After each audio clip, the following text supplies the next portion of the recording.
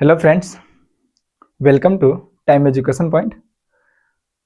चलिए आज रेलवे में पूछे जाने वाले प्रश्न हम लेकर के आए हैं, जो ऑब्जेक्टिव न्यूमेरिकल प्रश्न है फिजिक्स का। किस प्रकार से आसान तरीकों से हम लोग हल करते हैं, चलिए आइए जानते हैं। यह प्रश्न आप बोर्ड पे देख रहे होंगे। इस क्वेश्चन को हम लोग हल करते हैं। चलिए देखिए प्रश्न क्या कहता है। पहले प्रश्न को हम लोग समझेंगे कि 20 मीटर प्रति सेकंड के वेग से गति कर रहे 50 केजी द्रव्यमान वाले एक पिंड का संवेग क्या होगा। 20 मीटर प्रति सेकंड के वेग से कोई भी पिंड है जो गति कर रहा है, जिसका मास 50 केजी है, तो उस पिंड का हमें संवेग फाइंड आउट करना है। संवेग क्या होगा, चलिए जानते हैं। संवेग जो होता है इसको हम लोग सॉल्यूशन करेंगे और सॉल्यूशन कर इन चार ऑप्शन में से हम लोग बताएंगे कि यह आंसर क्या आएगा। चलिए जानते हैं। संवेग फाइंड आउट करना है, तो चूंकि जो संवेग होता है वह वेग और द्रव्यमान के गुणनफल होता है। वेग इनटू द्रव्यमान। चलिए वेग, यहाँ पर वेग संवेग को P से डिनोट किया जाता है और वेग को V से और द्रव्यमान को M से। मीन्स ये हुआ कि P इक्वल टू होता है mv या Vm।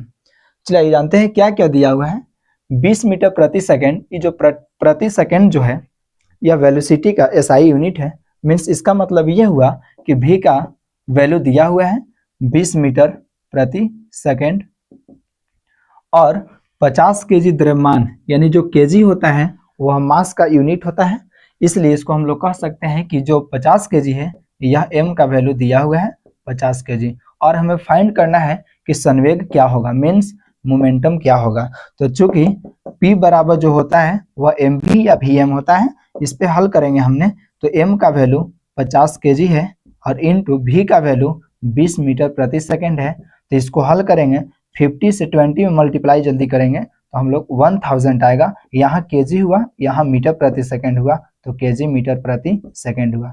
अब यहाँ पर यह हमारा संवेग निकला। यह जो केजी मीटर प्रति सेकंड है यह संवेग का SI यूनिट है। यह जो संवेग होता है यह एक सदिश राशि है। प्रश्न संख्या 2 है। आप सबने इस प्रश्न को हल कर और आप इन चार दिए गए ऑप्शन में से आप आंसर बता सकते हैं कि यह इसका आंसर क्या होगा। चलिए आइए इस प्रश्न को हम हल करते हैं, किस प्रकार से हल कर इस ऑप्शन में से आंसर ढूंढ पाए। चलिए आइए देखते हैं। प्रश्न कहता है 2 कि जब 21 न्यूटन के एक बल को 3 केजी द्रव्यमान वाली वस्तु पर लगाया जाता है तो उत्पन्न त्वरण कितना होगा। इसका मतलब ये हुआ कि 3 केजी द्रव्यमान का कोई वस्तु है, उस पर 21 न्यूटन का बल लगाया जाता है, तो उस वस्तु के द्वारा क्या त्वरण उत्पन्न होगा, यह हम लोग को फाइंड आउट करना है। चलिए जानते हैं। यह जो 21 न्यूटन है, यह न्यूटन जो होता है यह फोर्स का SI यूनिट होता है। इसलिए हम लोग कह सकते हैं F का मान 21 मीटर है, 1 न्यूटन है। और यह जो 3 केजी के कोई वस्तु है, मीन्स केजी जो होता है वह मास का SI यूनिट होता है। इसलिए हम लोग कह सकते हैं यह m का मान दिया हुआ है, 3 केजी दिया हुआ है। अब यहाँ से हम लोग को फाइंड आउट क्या करना है कि इस वस्तु के द्वारा उत्पन्न त्वरण, मीन्स त्वरण को a से डिनोट किया जाता है। यानी फाइंड आउट जो हम लोग को करना है, a का मान ज्ञात करना है कि a का मान होगा क्या। चलिए ये जानते हैं। सेकेंड लॉ ऑफ मोशन, गति के दूसरे नियम से हम लोग का जो व्यंजक प्राप्त होता है बल का, गति के दूसरे नियम से हम लोग का व्यंजक प्राप्त होता है। वह व्यंजक क्या होता है, ए बल इक्वल टू होता है द्रव्यमान गुने त्वरण। बल को F से डिनोट किया जाता है, द्रव्यमान को M से और त्वरण को A से। इसका मतलब ये हुआ कि जो फोर्स होता है वह द्रव्यमान और त्वरण के गुणनफल को ही बल कहा जाता है। अब इसी से हम लोग को ए का मान ज्ञात करेंगे। चूंकि ए का मान निकालना है तो यहाँ से ए निकालेंगे। ए इक्वल टू क्या होगा, एफ अपॉन एम। चलिए ये जानते हैं। एफ का मान कितना दिया हुआ है, तो 21 दिया हुआ है। एम का मान कितना दिया हुआ है, तो यह 3 kg दिया हुआ है। ए का मान कितना आएगा, तो 3 से इसको डिवाइड कर देंगे हमने, तो 7 आया, मीन्स ए का वैल्यू 7। अब ए का यूनिट होता क्या है, तो मीटर प्रति सेकेंड स्क्वायर होता है। तो यहाँ पर हम लोग लगा दिए मीटर प्रति सेकेंड स्क्वायर। तो यह क्या ऑप्शन में आपको दिख रहा है? हाँ, तो ऑप्शन नंबर सी है इसका राइट आंसर, जो 7 मीटर प्रति सेकेंड स्क्वायर, 7 मीटर प्रति सेकेंड स्क्वायर होगा राइट आंसर। प्रश्न संख्या 3 है। इन 3 प्रश्न में आप बता सकते हैं कि इसका दिए गए 4 ऑप्शन में से इसका राइट आंसर क्या होगा। आप बताइए क्या होगा। केवल और केवल 10 सेकेंड आपके लिए टाइम दिया जा रहा है। इस प्रश्न को आप हल कर आप बता सकते हैं कि इसका राइट आंसर क्या हो सकता है। क्या होगा?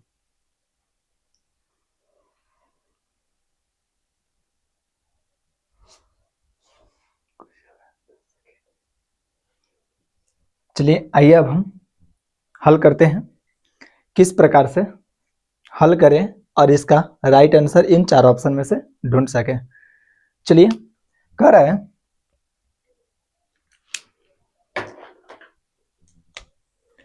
HZ आवृत्ति का स्रोत 0.4 मीटर तरंगदैर्घ्य की तरंगे उत्सर्जित करता है, तो तरंग को 600 मीटर की दूरी तय करने में कितना समय लगेगा। चलिए आइए जानते हैं कि इस प्रश्न में दिया क्या क्या दिया गया है। चलिए आइए जानते हैं। यह जो 500 HZ है, यह जो HZ होता है यह आवृत्ति का SI यूनिट होता है। मीन्स आवृत्ति को हम लोग n से डिनोट करते हैं। इसका मतलब ये हुआ कि n का मान यह दिया हुआ है 500 HZ। अब यहाँ पर है 0.4 मीटर तरंगदैर्घ्य। यह जो तरंगदैर्घ्य है जिसे वेवलेंथ भी कहते हैं, इस तरंगदैर्घ्य का जो SI यूनिट होता है वह मीटर होता है। इसलिए हम लोग कह सकते हैं कि यह जो तरंगदैर्घ्य का मान दिया हुआ, मीन्स तरंगदैर्घ्य को लैम्डा के माध्यम से डिनोट किया जाता है। यह है 0.4 मीटर, 0.4 मीटर। अब यहाँ पर है कि तरंगे उत्सर्जित करता है और तरंग को 600 मीटर की दूरी तय करने में कितना समय लगता है। तो हम लोग सबसे पहले क्या ज्ञात करेंगे, हम लोग यह वेव वेलोसिटी ज्ञात करेंगे। वेव वेलोसिटी क्या होगा। तो अब यहाँ से हम लोग समझेंगे, क्योंकि जो वेव वेलोसिटी जो होता है वह आवृत्ति और तरंगदैर्घ्य का गुणनफल होता है। मीन्स हम लोग कह सकते हैं कि जो भी होता है, मीन्स तरंग वेग जो होता है वह n और इनटू लैम्डा। n का मतलब हुआ आवृत्ति और लैम्डा का मतलब हुआ तरंगदैर्घ्य, यानी आवृत्ति और तरंगदैर्घ्य के गुणनफल को ही तरंग वेग कहते हैं। अब यहाँ से हम लोग इसको पहले हल करेंगे, यह v का मान फाइंड आउट करेंगे। v क्या होगा, n का मान कितना दिया हुआ है, तो यह है हमारा 500 और इनटू लैम्डा का मान कितना दिया हुआ है, तो यह है 0.4। अब यहाँ से इसको हमने यदि मल्टीप्लाई कर देंगे तो 500 गुने 0.4 को आप यदि मल्टीप्लाई कीजिएगा तो यह हमारा आएगा 200 आएगा। अब यहाँ पर वेलोसिटी है, तो वेलोसिटी का ऐसा यूनिट होता क्या है, मीटर प्रति सेकेंड होता है, यानी v का मान निकल गया। यह जो निकला है यह तरंग वेग का मान निकला है। अब यहाँ से हम लोग और इसमें फाइंड आउट क्या करना है, हमको समय निकालना है। समय निकालना है। तो यहाँ पर डिस्टेंस आपका दिया हुआ है, डिस्टेंस कितना दिया हुआ है, तो यह है 600 मीटर। अब यहाँ पर यह जो वेलोसिटी जो है, यही जो वेलोसिटी है यह एक प्रकार का चाल है। वेलोसिटी क्या है, तो एक प्रकार का चाल है। अब यहाँ से डिस्टेंस आपका दिया हुआ है, वेलोसिटी में चाल यहाँ है। अब यहाँ से हम लोग को टाइम निकालना है। तो टाइम जो होता है वह समय बराबर क्या होता है, तो यह होता है दूरी बटा चाल होता है। समय को t से डिनोट किया जाता है और यहाँ दूरी जो है यह डिस्टेंस दिया हुआ है और चाल यहाँ भी दिया हुआ है। तो इस केस में t इक्वल टू, या चाल को हम लोग स्पीड भी कहते हैं। तो यहाँ डिस्टेंस कितना दिया हुआ है, तो यह है 600 मीटर और वेलोसिटी आया कितना है, तो यहाँ है 200 मीटर। अब इसको डिवाइड कर देंगे हमने तो आ जाएगा हमारा 3, यानी जो टाइम निकलेगा वह 3 सेकेंड आएगा। यह राइट आंसर है दोस्तों ऑप्शन नंबर यह बी होगा जो राइट आंसर है। प्रश्न संख्या 4 है, जो आप बोर्ड पर इन प्रश्न संख्या 4 को आप देख रहे होंगे। इतना बड़ा लैंग्वेज में लिखा हुआ है, इसका मतलब ये नहीं कि यह बहुत हार्ड प्रश्न है, यह बहुत ही नॉर्मल और इजी क्वेश्चन है, जो आप इन प्रश्नों को हल कर इन 4 ऑप्शन में से आप आंसर ढूंढकर बता सकते हैं कि यह आंसर क्या होगा इस प्रश्न का। चलिए आइए जानते हैं हम लोग इस प्रश्न को और हल करेंगे। जो यह मस्ट क्वेश्चन है, जो रेलवे में फिजिक्स से न्यूमेरिकल प्रश्न पूछा जाता है। चलिए आइए जानते हैं प्रश्न क्या कहता है, हम लोग ये समझेंगे। प्रश्न है कि 12 ग्राम द्रव्यमान की एक गोली को एक राइफल से दागा जाता है।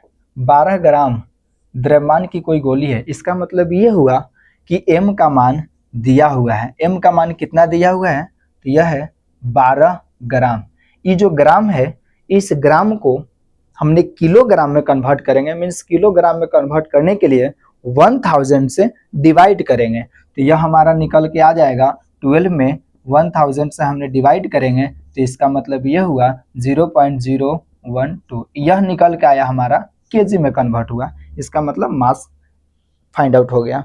अब यहाँ पर है कि गोली इसके बैरल से होकर जाने में कुल समय, गोली दागी जाती है तो उसको जाने में कुल समय, बैरल से होते हुए जाने में कुल समय कितना लगता है, तो यह 0.006 सेकेंड। मीन्स यह हुआ कि टी का मान दिया हुआ है, यह 0.006 सेकेंड दिया हुआ है।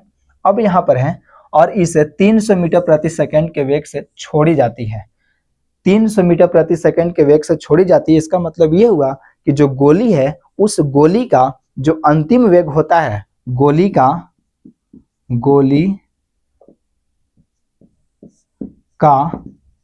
अंतिम वेग मीन्स v का मान जो हुआ, यानी v मतलब फाइनल वेलोसिटी जो हुआ वह कितना है, तो यह है 300 मीटर प्रति सेकेंड। चलिए अब यहाँ पर और है कि यह v का मान है 300 मीटर प्रति सेकेंड, और आपको मालूम होगा कि जब कोई वस्तु विरामावस्था से चलना प्रारंभ करता है, तो उस केस में जो u का मान होता है वह हमेशा 0 लिया जाता है। जब भी कोई वस्तु विरामावस्था से चलना प्रारंभ करता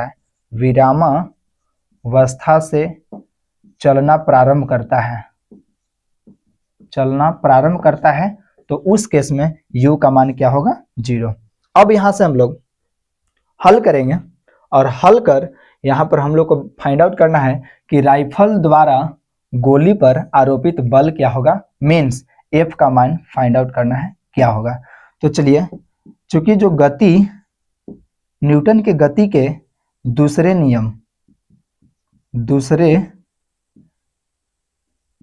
नियम से एक हमें व्यंजक मिलता है, वह व्यंजक क्या है, तो F = एक प्राप्त होता है, यह है ma। मीन्स F का मतलब होता है फोर्स, और m का मतलब होता है मास, और a का मतलब एक्सेलरेशन। इस प्रश्न को हम लोग इस पर अब हल करेंगे। कैसे हल करेंगे, चलिए ये जानते हैं। यह जो एक्सेलरेशन है, a जो है, एक हमने जानते हैं कि जो a होता है वह v - u/t होता है। यहां से यदि क्रॉस मल्टीप्लीकेशन कर दिया जाए तो यह फाइंड आउट होगा at बराबर इक्वल टू क्या होता है, तो v - u होता है, सॉरी दोस्तों, at इक्वल टू होता है v - u। अब यहां से जानेंगे कि जो f होता है m इंटू a का मान यहां से दिया हुआ है, कितना आया है बाबू, कितना आया है, तो यह है v - u/t होता है। अब यहां से हम लोग हल करेंगे। चलिए ये जानते हैं, f जो होता है, m का मान कितना दिया हुआ, मास कितना आया है, तो यह 0.012। v - u, v का वैल्यू कितना है, तो यह है 300, माइनस u का मान कितना है, तो यह है 0 अपन t कितना है, तो टाइम हमारा जो दिया हुआ है यह है 0.06। चलिए अब यहां से हम लोग हल करेंगे, कैसे समझिएगा। यह जो है f इक्वल टू फाइंड होगा, दशमलव के बाद ऊपर में जो डिजिट है वह कितना है 0.012, इसको लिखेंगे 0.012 इंटू 300 में ले जीरो को माइनस यदि हम करते हैं तो यह हमारा फाइंड आउट होता है 300, और अपन यह कितना है तो 0.006 है। अब यहाँ पर ऊपर नीचे यदि हम देखते हैं तो दशमलव के ऊपर में दिए गए जो संख्या है, दशमलव के बाद वाली जो संख्या है 3 डिजिट है, और नीचे में भी यदि हम देखते हैं तो दशमलव के बाद दिए गए जो संख्या है 3 डिजिट है। इसका मतलब ये हुआ कि यह जो दशमलव है यह बैलेंस है, ऊपर में भी 3 डिजिट, नीचे में भी 3 डिजिट। इसका मतलब ये कि दशमलव दशमलव कैंसिल हो गया। अब यहाँ से इसको कट कर देंगे तो 6 से इसको हम डिवाइड करेंगे तो 6 दूना 12 मीन्स f का मान जो आता है यहाँ 2 हुआ, यहाँ 300 हुआ, यानी 2 इंटू 300 होगा। जो f का मान आया 300 गुने 2 करेंगे तो हमारा 600। जो f होता है, f का जो यूनिट होता है वह न्यूटन होता है दोस्तों। तो यहाँ पर यह हमारा राइट आंसर प्राप्त होता है 600 न्यूटन, 600 न्यूटन। यह राइट ऑप्शन नंबर यह डी होगा दोस्तों, राइट आंसर। चलिए एक अब जो है यह लास्ट प्रश्न है, और इस प्रश्न को हम लोग हल करेंगे कैसे ये जानेंगे। पहले आप बताइए कि इन जो प्रश्न है इन प्रश्न में आंसर क्या होगा, नहीं तो हम बता सकते हैं। चलिए जानते हैं। प्रश्न कहता है कि 10 किलोग्राम द्रव्यमान की किसी वस्तु पर 20 न्यूटन का बल लगाया जाता है तो त्वरण कितना होगा। त्वरण ज्ञात करना है दोस्तों। इसका मतलब यह हुआ कि 10 केजी का कोई भी वस्तु है, उस पर 20 न्यूटन का बल लगाया जा रहा है, तो उस केस में उस वस्तु के द्वारा त्वरण क्या उत्पन्न होगा, त्वरण फाइंड आउट करेंगे। चलिए यह 10 केजी m का मान दिया हुआ है, 10 केजी किसी वस्तु पर 20 न्यूटन का बल लगाया जाता है, मीन्स f का मान दिया हुआ है 20 न्यूटन, और यहाँ पर त्वरण ज्ञात करना है दोस्तों। तो चूंकि जो बल होता है वह मास इनटू एक्सेलरेशन का प्रोडक्ट होता है, मीन्स गुणनफल होता है। यहाँ से हम लोग को क्या निकालना है तो त्वरण निकालना है। तो f का मान कितना दिया हुआ है तो यह 20 है, m का मान कितना दिया हुआ है 10, और इनटू में a हमने ऐसे छोड़ दिया चूंकि a ही फाइंड आउट करना है। तो a का मान क्या होगा तो a इक्वल टू इसको डिवाइड कर देंगे, 10 से कम 10, 10 दूना 20, यानी a का जो मान आएगा 2। अब यहाँ पर जो a है मीन्स एक्सेलरेशन होता है, इसका जो SI यूनिट होता है यह है मीटर प्रति सेकेंड स्क्वायर। यह जो है इसको हम लोग मीटर प्रति सेकेंड स्क्वायर को इस रूप में भी हम लोग लिख सकते हैं, मीटर पर सेकेंड स्क्वायर। यह राइट आंसर यह होगा दोस्तों, ऑप्शन नंबर यह डी है जो राइट आंसर होगा, ऑप्शन डी। हम लोग तो 5 प्रश्न को हल किए और सरल रूप में हल किए। तो यदि इन 5 प्रश्नों को जो हमने जिस विधि से हल किए वह अगर वीडियो यदि आपको अच्छा लगा हो तो कमेंट, शेयर और सब्सक्राइब और लाइक जरूर से जरूर करें। थैंक यू दोस्तों।